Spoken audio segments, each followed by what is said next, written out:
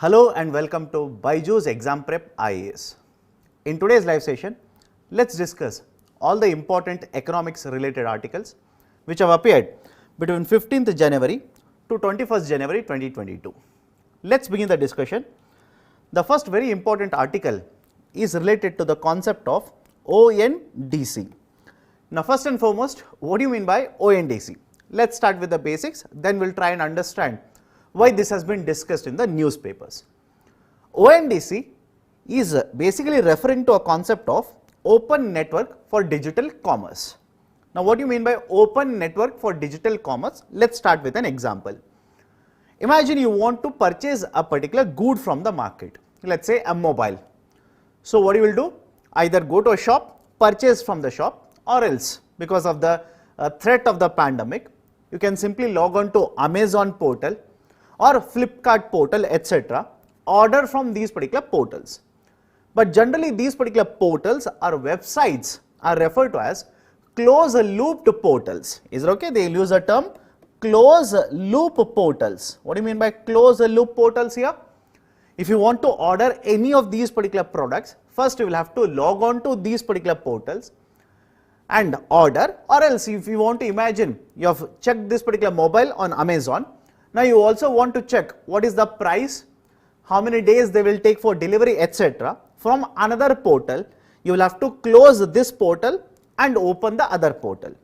That is basically these are closed loop portals. You want to avail the services of another portal, you will have to shift from one portal to another portal. Now basically the argument here is the customers may not be happy with this particular situation, and even the sellers, because in case of India there are large number of smaller retailers, they will also find this particular process to be very difficult, cumbersome, and they will find it difficult to list their products on these different portals like this. To overcome all of this and essentially to ensure that there is no monopoly in the e-commerce market in the form of, let's say, Amazon or Flipkart like this, government has proposed the concept of open network for digital commerce. Now so far this has not been implemented. The basics are very simple here. Under ONDC, if I want to purchase a mobile phone now, as a customer I want to purchase a mobile phone, I will log on to this particular open network, that is basically ONDC. Now in this particular ONDC, I can find out who are the different sellers in the market, what are the services they are offering. For example, this particular mobile phone, which portal is selling this particular mobile phone, what is the price of this, how many days they will take, all this particular information of different sellers will be available in a single portal.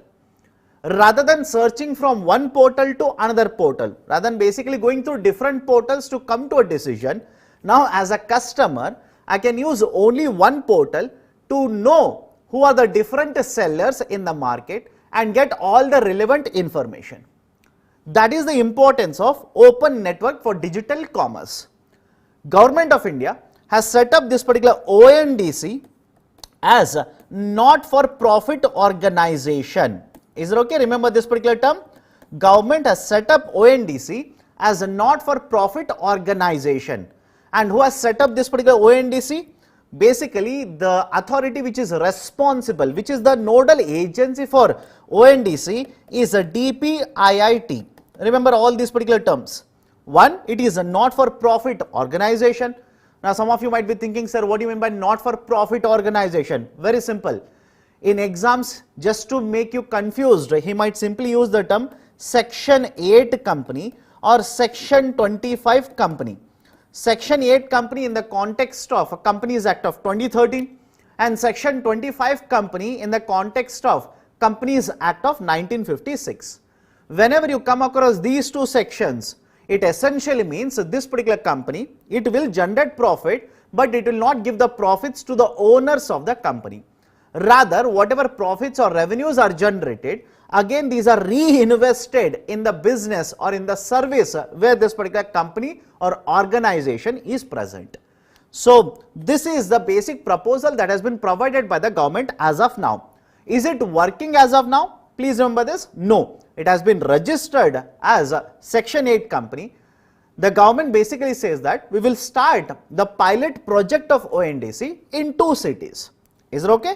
The government says we will start this particular pilot project of ONDC in 2 cities, preferably one in northern part of India and the second one southern part of India. And once the pilot projects are implemented and it is evaluated, then we will try to expand this particular model to all of India or pan India. Done? So these are some of the very important points in the context of ONDC. Now I have given an MCQ here. Consider the following statements regarding ONDC. It is the initiative of the Consumer Affairs Ministry. Wrong. Okay, it is the initiative of DPIIT. Remember this. Okay, so first statement wrong. Second one, ONDC has been set up as a Section 8 company. Correct. As per Companies Act of 2013, Section 8 company is nothing but a non-profit organization. So second statement is true. First one is wrong. Right option will be option A, or only one is correct. Let me go to the next article. The government is considering extension of ECLGS. Okay, the government of India is considering to extend the feature called as ECLGS. Now, what are the important points here? First and foremost, ECLGS stands for Emergency Credit Line Guarantee Scheme. I'll repeat it. ECLGS stands for Emergency Credit Line Guarantee Scheme. Not a very new scheme as such. Follow this very carefully. This was announced a couple of years ago because of the pandemic by the government of India. Object was very simple. During the pandemic, MSME sector was hit very hard by the pandemic. In a sense, the revenues of the MSMEs came down, the profits started becoming wafer thin, and many of these particular companies, specifically MSMEs, started incurring losses. And when these particular entities are unable to generate revenues, but they have a repayment liability towards banking sector, government wanted to provide certain relief to these particular entities, and thereby government introduced the concept of Emergency Credit Line Guarantee Scheme. Under the ECLGS, concept was very simple. These particular MSMEs, although initially the focus was on MSMEs, later the scheme has been expanded to cover other entities also. Under this particular scheme, the MSMEs will be allowed to take certain amount of a loan provided they meet certain conditions under the scheme, so that they will be able to revive their business. Is it okay? If this particular scheme was not there, what could have happened? Very simply understand this. If I am running an MSME enterprise, because of the pandemic, my revenues have gone down. I am unable to manufacture anything because there are no revenue sources now, and I have a repayment liability towards a banking sector, right? Either I'll have to default, sell my assets, even then if it is not sufficient, basically my account will become a non-performing asset. So government, to provide certain cushion to these particular enterprises, introduced the concept of ECLGS. Now I am explaining this for a very simple reason. Although this has been introduced many years ago, so far UPSC has not asked even a single question on this particular scheme. I can understand this. So far not even a single question has been asked by UPSC on this particular scheme. And because the pandemic is not yet over, even today there is so much of a stress in the economy. Now government simply says, right, the tenure for this particular scheme is March of 2022. Is it okay? The tenure, that is basically the end point of this particular scheme, is March of 2022. So government now says we are considering to extend this particular scheme by one more year. Is it okay? We are thinking that because the pandemic is not yet over, there is a stress in the sector, we want to ensure that loans will be further provided to these particular businesses or entities to overcome the stress which has been incurred by them because of the pandemic. So 2 points here. One, the government is considering extending the application period of the scheme, first point. And second very important point is, under the scheme the government might increase the coverage that it provides to various loans. Now what do you mean by coverage here? Again, you don't have to mug up how much coverage is provided for different kind of loans. argument here is, imagine here is a bank, it has given loan to a MSME unit. Out of this particular loan, right, how much should be repaid by this particular MSME? Out of this particular loan, certain amount will be guaranteed. I repeat, certain amount will be guaranteed from this particular fund, right? That is emergency, right? Emergency credit line guarantee scheme. Done. So 2 points: extend the time period and also increase the coverage. These are the two very important points which are discussed in the second article here. Now, on this particular scheme, I have given one MCQ. Consider the following statements regarding ECLGS. Government has capped the interest rates applicable on the loans covered under this. Under this, the banks will be providing certain loans to the units which are covered under the scheme. Is there a capping? Capping essentially means how much should be the maximum rate of interest that you are going to charge on the loans that are covered under the scheme. Is there a capping of interest rate? Definitely true. Remember this, Government of India has capped the interest rates. Beyond this, these particular banks or NBFCs are not supposed to charge any rate of interest.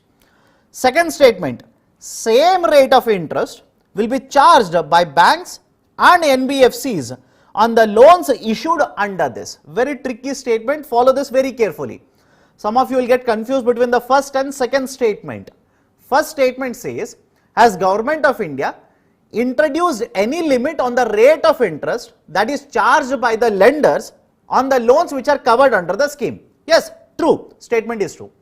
Second statement says, same rate of interest will be charged by the banks and NBFCs on the loans issued under this.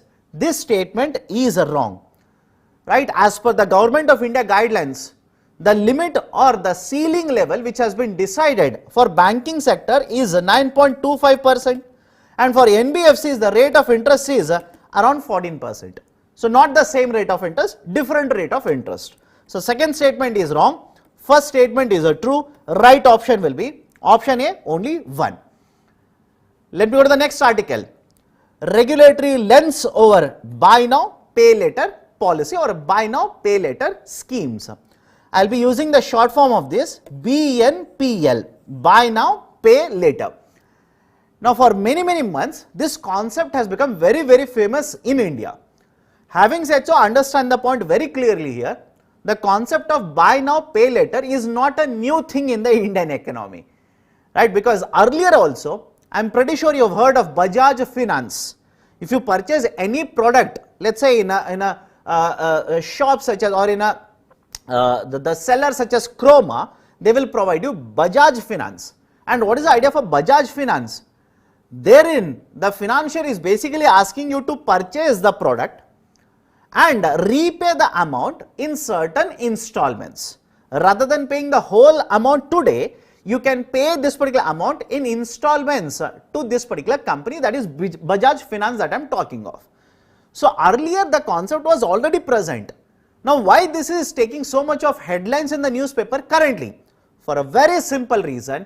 In recent times, there has been a huge growth in digital lending. Is it okay? Basically, through digital technology or digital means, the concept of buy now, pay later has become or has been pushed into the market. For example, if you have been watching any cricket matches or even kabaddi matches or even any other, let's say the channels as such, every now and then during intervals, you will come across advertisements pushing the product of buy now, pay later. They will simply say you are a pushkar because you are pushing the transaction or you are basically pushing away something that you want to purchase. Don't do that. You can purchase it today and you can pay it tomorrow, or you can pay it in easy installments maybe after 3 months or 4 months like this. The whole idea is very simple here. The concept is very similar to credit cards. Understand the concept here. The concept is very similar to credit cards. Now some of you might be thinking, sir, you are saying that the concept is very similar to credit card. Then why are we calling this as buy now, pay later? Why not simply credit card? The reason is, even in the credit card, imagine you have a credit card, you can use the credit card, purchase a product from the market, and pay to the bank which has issued the credit card to you in certain number of installments. Now that concept has been taken by many of these particular NBFCs as well as the banks, and even many of these particular e-tailers such as Flipkart, Amazon, etc. They have introduced the same concept of buy now, pay later. I can understand, same concept like credit card, but they are calling this as buy now, pay later. And another very important difference is, not everyone in India can get access to credit cards. I can understand this. You want to apply for a credit card. The bank which is supposed to issue credit card to you will ask you what is your CIBIL score. The bank will ask you what is your salary, and based on various parameters they will fix a certain amount of credit limit on all of these particular credit cards that they are issuing. Whereas in the context of buy now, pay later, the accessibility is much higher. I can understand this. Accessibility is much higher, right? So understand the concept here. BNPL first and foremost, right, is basically the concept of credit card itself, wherein you can purchase the product today or avail the services today, and you can pay the amount for this over a period of time. Is it okay? You can purchase a product or a good from Flipkart and choose an option, make payment in easy installments over a certain period of time. Now some of you might be thinking, sir, all of this looks very good, but what is the catch here? There should be some catch. That is, there should be some condition. Why will some company which doesn't know me is going to allow me to purchase a product and will ask me to pay in easy installments, right? What is the catch here? Initially, follow this very carefully. Just like in a credit card, if you make the payment in certain limited number of days, for example, many of these particular features will say within 15 days or within 45 days, like this. So within this particular limited number of days, if you make the payment, you will not be charged any interest rate. That is the catch. Within this particular number of days, if you pay up the amount, there is no charge on you. But imagine you delay, right? You forget to pay it, or you don't have money at that point of a time. Then comes the catch part. They will charge a huge amount of delayed repayment fees on you. Is it okay? Delay in repayment fees will be imposed on you. They will charge a very high rate of interest on you. And that is the revenue model for these particular buy now, pay later. Done? Now, what is there in the newspaper? Right? Nothing much. RBI has sent a notice to all of these particular NBFCs which are present in the BNPL segment, asked for information from all of them. Right? What is the reason? The article says that RBI might be trying to find the size of this particular market. I can understand this. RBI might be trying to find what is the true size of the market, one, and second, based on its analysis, it can implement certain very stringent regulations on this particular market of buy now, pay later schemes. And specifically, RBI is focused on NBFCs for a very simple reason. In the last couple of years, the growth rate of BNPL lending within the NBFC has actually increased. Right? That is, as per various surveys, it has been shown that over 2.07%, is it okay? Over 2.07% of the loans which are issued by NBFCs, they have gone for the BNPL segment. Whereas in case of banking sector, it is somewhere around 0.7% of the total number of loans which have been issued. And that is the precise reason now RBI says, I want to look into this particular segment. I want to get the information from the lenders in the market, and if required, I may implement more strict regulations in the coming days. Done? So this is the gist of the article that has been provided here. Now, next very important article, hike in tariffs and production linked incentive scheme. Now this particular article is important for two reasons. The scheme such as PLI is very important. In the last couple of years, Government of India has implemented multiple schemes to promote domestic production. Is it okay? In order to promote more and more production in the domestic market, Government has implemented multiple schemes. One such very important scheme is production linked incentive scheme. But having said so, in UPSC, if they ask you in mains paper, critically evaluate production linked incentive scheme, what are you supposed to write? Here is one point of a critical evaluation. That is, on one side, Government of India, in order to promote investment in the domestic market, in order to promote more and more production, more and more employment generation, to reduce import dependence, etc., has implemented a scheme such as production linked incentive scheme. Under the production linked incentive scheme, government generally gives certain amount of a target in terms of incremental sales. Is it okay? It will provide target to the participating companies in terms of incremental sales, and second, investment. And if both of these particular targets are met, cash incentives to the tune of 4 to 6% are provided by the government under the production linked incentive scheme.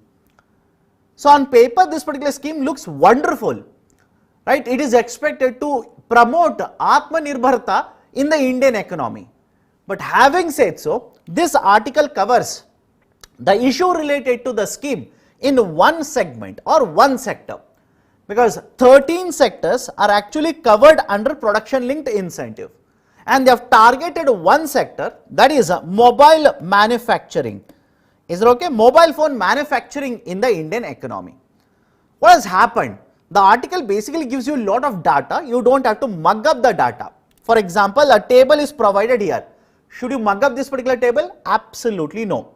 Irrelevant for UPSC. What you need to understand simply is this.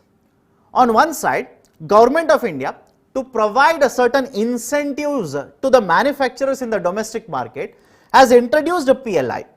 You will ask, sir, why is Government of India providing incentives? Very simple. When you compare manufacturers in the Indian market with manufacturers in a foreign market, we generally say Indian manufacturers suffer from certain disabilities. Understand the technical statement now? When you compare manufacturing done by Indian manufacturers with, let's say, Chinese manufacturers or manufacturers from Vietnam, we generally say that Indian manufacturers suffer from certain disabilities. For example, rate of interest. For example, cost of logistics, etc. So because of these particular disabilities, generally it is seen that the cost of manufacturing in India is higher compared to the cost of manufacturing in other countries. In order to address this particular cost disability, government introduced the concept of production linked incentive. And in case of mobile manufacturing, this has been introduced. So on one side, government says you manufacture, sell more, I will provide incentives to you. But the flip side to that is, whenever you want to manufacture mobile phones or handsets, you will require a lot of inputs. Is it okay? You will require lot of these particular inputs, either raw materials, intermediary goods, etc. But all of these particular inputs are not available in the domestic market. So what I will do? I will import it from the foreign market. Now this is the problem. When I import this particular, let's say, intermediary good, government will impose tariffs on this. Is it okay? The Government of India imposes tariffs on these particular imports. And the tariffs that are being imposed by the government in 2020, 2021 has actually increased. So when the tariffs on the imports are increased, cost of inputs for the manufacturer increases. And what do you think will happen to cost of production of a mobile phone? The cost of production will also increase. And that is the argument here. The argument that has been put forward by this particular article is, on one side, government gives incentives in the range of 4 to 6%. On an average, it comes at around 5 to 5.2%. That is the amount of incentive provided by the government. But on the other side, on the flip side, because the tariffs have been increased by the government, the cost of manufacturing of this particular mobile phones has increased by around 5.6 to 5.7% in the last 2 years. Is it okay? On one side, incentives, but on the other side, tariffs have been increased. As a result of this, the cost of manufacturing of these particular mobile phones has actually increased. So the argument here is, right, these particular tariffs are negating the benefits that the Government of India is providing through the concept of production linked incentive scheme. Done?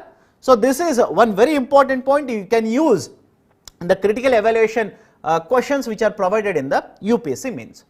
Now in addition to this particular concept, in PIB, there was one point of a discussion which was not covered in the newspapers, interestingly.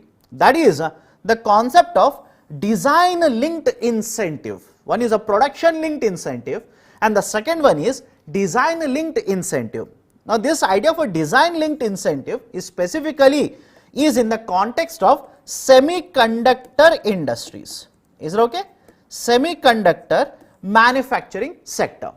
Now what is the argument here? There was one policy, National Electronics Policy, remember this, 2019, National Electronics Policy 2019. Under this particular National Electronics Policy, there are multiple objectives. One such objective was to promote semiconductor manufacturing, designing as well as manufacturing in the domestic market. And even Government of India's document clearly state that India houses around 20% of the engineers who are involved in semiconductor designing and manufacturing. Is that okay? India houses around 20% of the global engineers which are involved in manufacturing of semiconductors. Having said so, the government says that most of the rights such as patents etc. related to these particular semiconductors are owned by global companies. Not in India, right, but by the global companies. And even the market share of India as a semiconductor manufacturing is very, very small compared to global market. Most of the semiconductor manufacturing is actually done in USA, right, around 45 to 50%, highest in USA.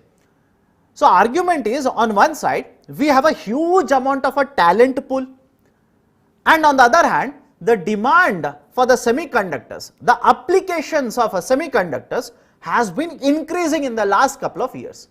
So government, looking at both of these, announced the concept of design linked incentive scheme last year. Is it okay? 2020, government announced the concept of design linked incentive scheme. Now under this particular design linked incentive scheme, what are the important points? First and foremost, the government says that this will be applicable for a period of 5 years. The point is given here.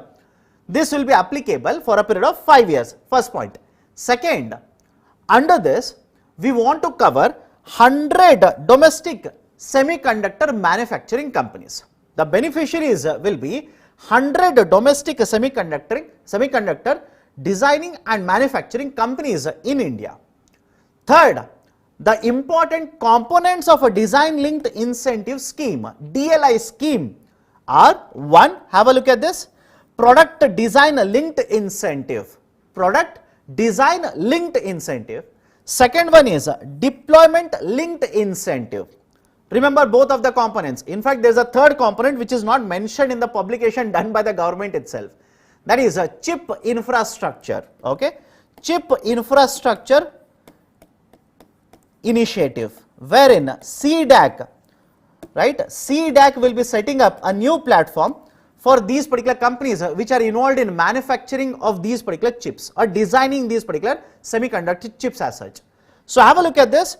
The financial support that has been announced by the government under this particular scheme for the first component, a production design linked incentive scheme, is that up to 50% of the expenditures which are eligible, that is a maximum 15 crore rupees per application, will be reimbursed, will be given back by the government, up to 50%. But maximum amount will be how much? Right, up to 15 crore rupees. Second, under deployment linked incentive scheme, government says that 6 to 4% of the net sales turnover will be provided for a period of 5 years by the government to these particular companies which are basically involved in deployment of these particular semiconductors in the market. So these are some of the very, very important points. Now why this was there in the newspaper? Very simple.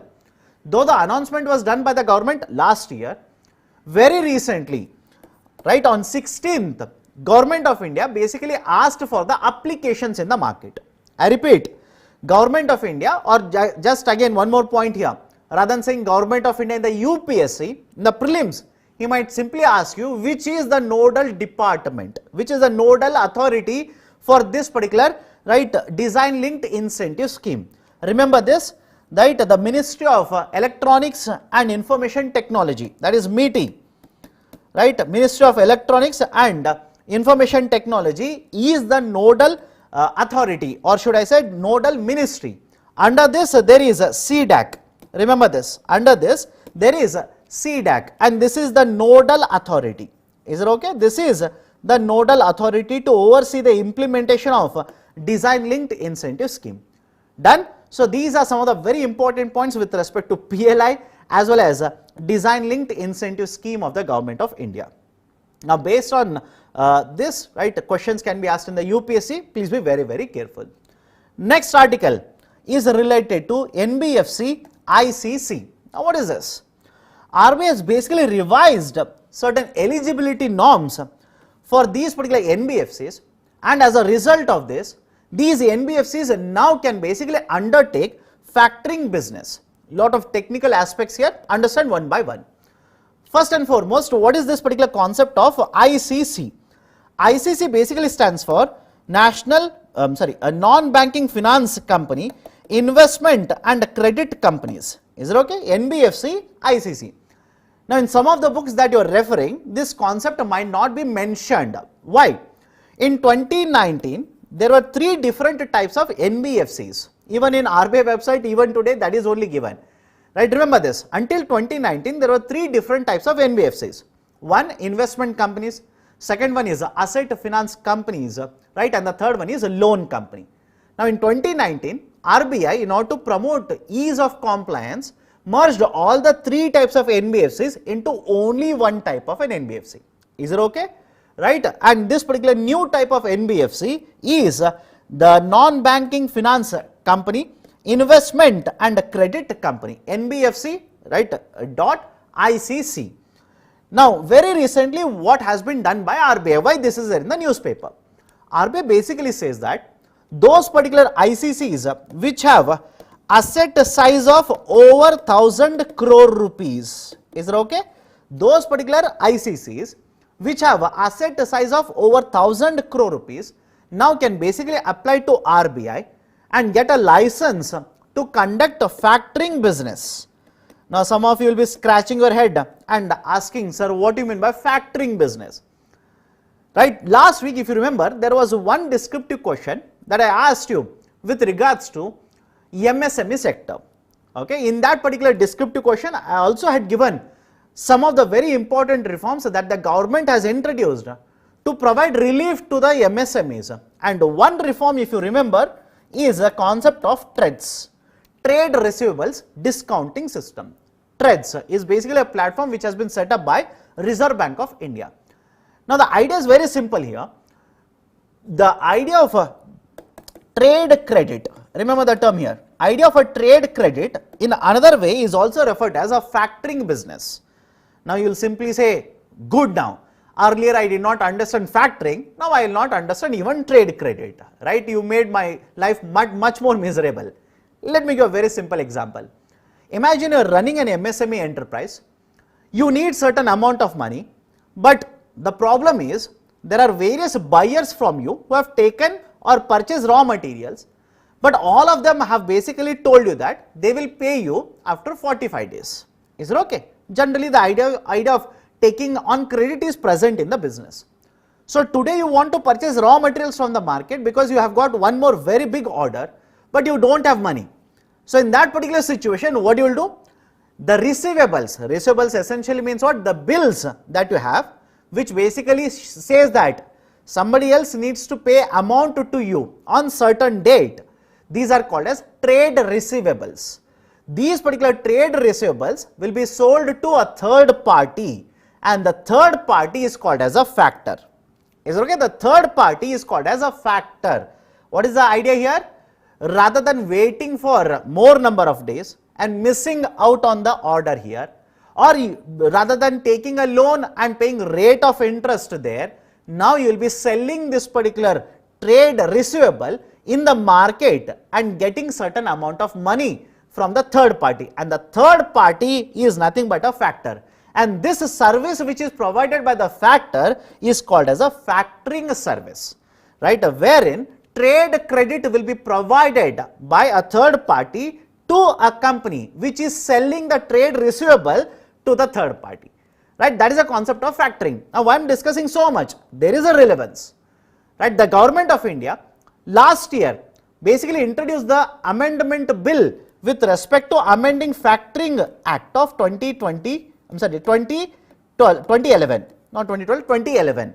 There is a Factoring Act 2011. Government of India has basically passed Factoring Amendment Bill, and that is important. Why? The number of NBFCs which have got the license and which are providing factoring services are around 7. And with amendment that has been introduced by the government in the Factoring Act, these conditions which are applicable for the NBFCs to act as factors will be relaxed, and the number of factors, that is NBFCs, which will provide the factoring services is going to expand. Now, in further discussion to that, you can add this particular article. RBI has revised or changed certain norms which are applicable to NBFC ICCs, and says that any NBFC ICC which has an asset of more than 1000 crore rupees can simply apply to me, take a license and start providing factoring services. And as per the article, if this is implemented and the results are obtained, the number of the NBFCs which will provide the factoring services will balloon from around 7 to 182. Is it okay? From around 7 to 182, which is always a good outcome to have in the factoring business as such. Done? So, these are some of the points related to NBFC ICC. Now, let me take up a question on this. Consider the following statements regarding NBFCs.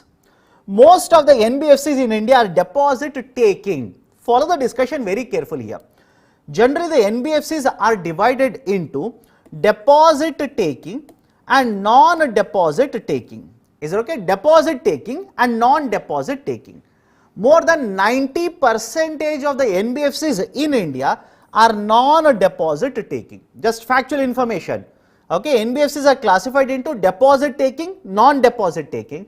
Again, within non-deposit taking, RBI again divides this into systemically important and other NBFCs. And again, there is one more classification based on the kind of business that they are involved in. Again, there is a classification. For example, there is a NBFC factors, there is a NBFC microfinance institutions, there is a NBFC mortgage based institutions, etc. So, based on the activity that they are involved in, there is one more classification, but this is the general classification which is used by RBI.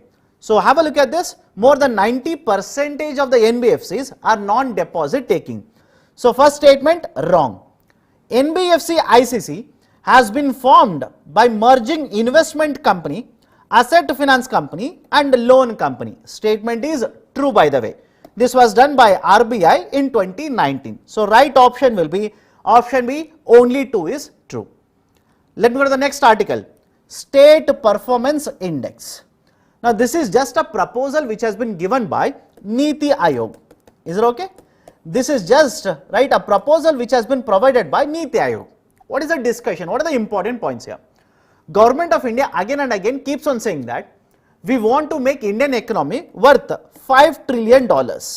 Is it okay? We want to ensure that Indian economy value becomes $5 trillion.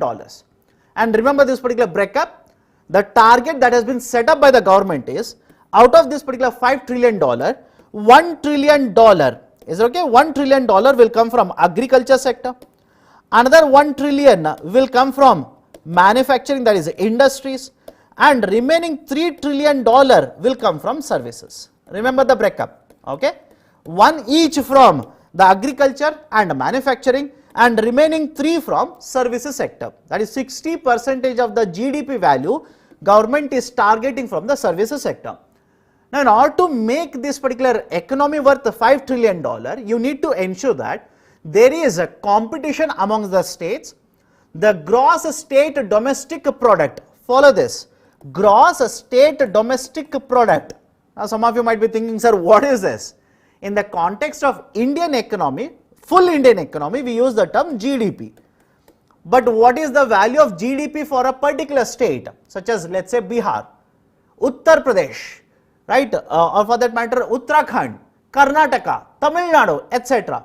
So individual states, what is the value of all the final goods and services produced in these particular states? We measure that in the form of gross state domestic product. Now, follow the argument here. If the states start competing more and more, and the GSDP of the states increases, expands over a period of time, can I simply say that overall GDP of India will also increase, and that will take us more and more towards achieving the $5 trillion value of the economy. And that is exactly what NITI Aayog is trying to do with the concept of State Performance Index. As per the article that has been provided here, in order to promote more and more competition amongst the states, there is a technical term for this, competitive federalism. Okay, competitive federalism, right? So, in order to promote competition among the states, in order to improve the performance of the states in terms of overall activity, that is economic activity, and ensure that we move towards the goal of making Indian economy worth $5 trillion, NITI Aayog has proposed State Performance Index. And under this, as of now, the proposal simply says that the states will be ranked by considering various parameters. I repeat, the states would be ranked by considering various parameters such as what is the value of a gross state domestic product, what is a per capita electricity consumption done in these particular states, etc. Right? So, taking into consideration various factors or parameters, we will rank the states. This will help us promote competition among the states. GSDP will expand and India's economy overall will also start expanding. Right? So, that is the discussion provided here. Right now, this is just a proposal. Nothing concrete has been provided by the NITI Aayog as of now. It is basically in the discussion stage. Next, another important concept which was mentioned in the PIB but not so much covered in the other newspapers.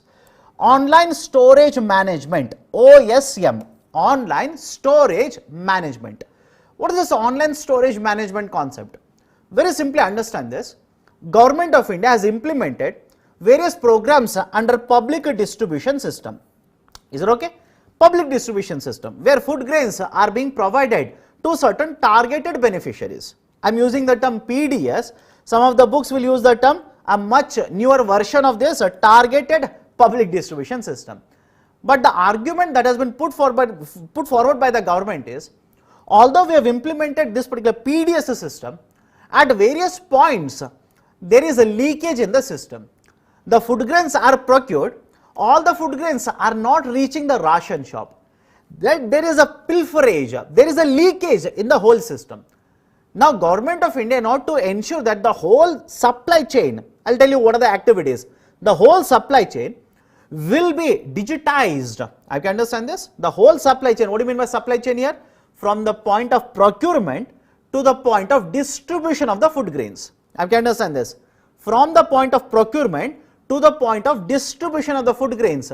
All the activities which are involved from this point to the end point here, all of them will be in a digitized form. That is, the records of all of this will be maintained in a new system called as online storage management, OSM. Done? That's the first point. This has been developed by FCI, and as per the article that was provided in the PIB, by the end of March 2022, we expect the states to implement this. Under this, we want the states' portals. Portal means basically the tools that they are using, the websites that they are using to monitor the movement of the food grains, procurement of the food grains, etc. The state portals will be integrated with the central portal. Is it okay? The states' portals will be integrated with the portal of the central government. That is the first very important point. Second very important point is, using this particular portal, now government can simply find out what is the quantity as well as the quality of the food grains which are stored at a different storage agencies or procurement agencies in the market. For example, there is an agency, FCI Food Corporation of India. There is an agency of central government, CWC, Central Warehousing Corporation. State governments also have a State Warehousing Corporation. So, at all of these particular warehouses which are maintained by these agencies, what is the quantity as well as the quality of the food grains which are stored, how much is procured, how much is being distributed, how much of the food grains are moving through the trucks, etc. All of this particular information now will be available in this particular online storage management system. Now, what is the advantage? Government simply says it will increase the transparency in the system. Is it okay? It will promote transparency in the system, definitely as first advantage. Second, now we are ensuring that there is no leakage in the system, because everything is there in the platform or is there in the digital form now. We can simply track, right, how much food grains are moving from, let's say, a warehouse, how much food grains are reaching, let's say, a distribution point, right. There cannot be any kind of a mismatch here. So losses are expected to come down, right. The leakages are expected to come down. And government, by looking at this particular portal, now can easily find out how much of the quantity of the food grains are stored where, in which state, and easily it can manage the distribution programs or food distribution programs based on the data that is available to it under this particular portal. So these are some of the very important points related to concept of online storage management. Done. Next, I've given a descriptive question here. Discuss the reforms undertaken by the government to improve the efficiency in the public distribution system. I've given certain examples also. OSM, just now we have discussed. National Food Security Act, which is a component within the public distribution system, and ONORC. Okay, ONORC, One Nation, One Ration Card, which has become very famous now, implemented post 2019 in India. All the states have basically implemented ONORC, right, for effective or efficient implementation of PDS. So these are some of the reforms. Just make a note of this. If at all these kind of questions are asked for, let's say, 250 words, you should have sufficient amount of information to write the answer here. Okay. The last article, just factual information here. The government of India, based on Shanta Kumar committee recommendation in 2016, stated that we want to develop a silo storage capacity. In the earlier videos, we have discussed what do you mean by silo storage, what are the advantages, what are the concerns. It is just an update because the government of India has announced something here. So government, based on the recommendations of Shanta Kumar committee, came out with the policy and stated that we want to develop a silo storage capacity of 10 million tons. Is it okay? 10 million tons. And what is the status as of now? Out of this particular target of 10 million tons, we have been able to develop 1.11 million tons of storage, and in many of these particular states, around 1.8 million tons of a silo storage is in process. That is one very important point. Second, Government of India, or basically FCI, has made certain change in the policy, and now this is expected to attract a lot of private sector investment in development of these particular silos infrastructure development as such, or construction. What is this change that I am talking of? Earlier the government basically stated that whenever the private sector will bid, is it okay, private sector investors, when they want to bid and develop this particular silo storage capacity as such, there will be limit on how much capacity would be allocated to these particular bidders as such. That is the maximum amount on which, or the maximum capacity was decided, and only up to this particular capacity they were allowed to bid and develop the silo storage as such. And generally the limit was 15%. Okay, 15% of the capacity that is allowed, or that is put on the bidding as such, was allowed to be bid by a single private sector investor. Now government says we are going to withdraw this particular policy. We are going to withdraw this. And when you are going to withdraw this particular limit as such, you can expect a private sector investment to flow more, and through the concept of public-private partnership, PPP, public-private partnership, it is expected that lot of silo storage would be developed. Done, right? And basically the article says that the silo storage would be developed by the private sector, and the storage would be leased out to FCI for a period of 30 years. Is it okay? FCI, once the silo storage or silo infrastructure is developed, FCI would be using this particular storage for a period of 30 years, and annually certain amount of charges would be paid by FCI for using the infrastructure to the private sector company which has developed this particular silo. So these are some of the very important points which are provided in the article. So these are the various articles.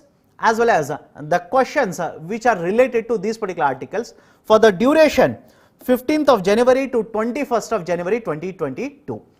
If you like this particular initiative, please hit the like button. Provide your valuable inputs in the form of comments in the section below. And if you have not yet subscribed to BYJU'S Exam Prep IAS, kindly subscribe. Thank you. Have a great day.